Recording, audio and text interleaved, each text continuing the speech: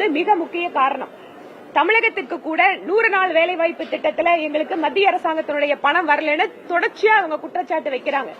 ஆனால் மத்திய அரசு கேட்கிறது பயனாளிகளுடைய சரியான விவரங்கள், அவர்களுக்கு கொடுத்திருக்கக்கூடிய தொகை பற்றி எல்லாம் செலவழித்த விஷயங்களை நீங்க சொல்லுங்கன்னா அதற்கு தமிழக தரப்பிலிருந்து எந்த பதிலும் இல்லாமல் பொத்தாம் பொதுவாகவே நிதி வரவில்லை என்பதுதான் இவர்களுடைய குற்றச்சாட்டாக இருக்கிறது. அது மட்டுமல்ல, எந்த ஒரு மத்திய அரசின் திட்டமாக இருந்தாலும் எதிர்ப்பது என்பதை மட்டுமே குறிக்கோளாக வைத்துக் கொண்டு இந்த மாநில அரசு செயல்பட்டுக் கொண்டு வருகிறது. அதனால் இவர்களுடைய அரசாங்கத்தினுடைய திட்டங்கள் என்பது ஒன்று ஸ்டிக்கர் ஒட்டுவது, இன்னொன்று மத்திய அரசின் திட்டங்களை எதிர்ப்பது.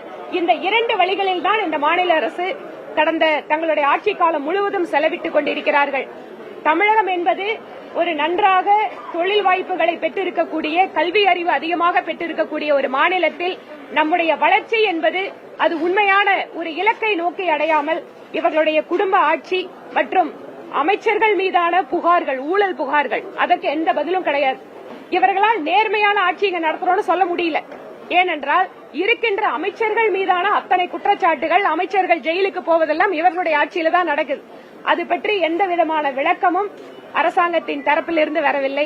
ஆக இந்த கூட்டத்தொடர் முழுவதும் மீண்டும் மக்கள் நம்மை புறக்கணித்து விடுவார்கள் என்பதை தெரிந்து கொண்டு நாங்க தான் வரப்போறோம் சொல்றது மட்டும்தான் அரசாங்கம் செய்கின்ற வேலையாக இருக்கிறது. நான் இப்ப சொன்ன மாதிரிதான் மக்கள் தெளிவாக முடிவெடுத்து விட்டார்கள். அதனால அதை அந்த உண்மையை அவர்களால் ஜீர்ணிக்க முடியாமல் நாங்க தான் வருவோம் பேசுறதுக்காக இந்த 2.0 அப்படிங்கிற ஒரு புது விஷயத்தை மக்கள் முன்பாக வைக்கிறாங்க. நன்றிங்க.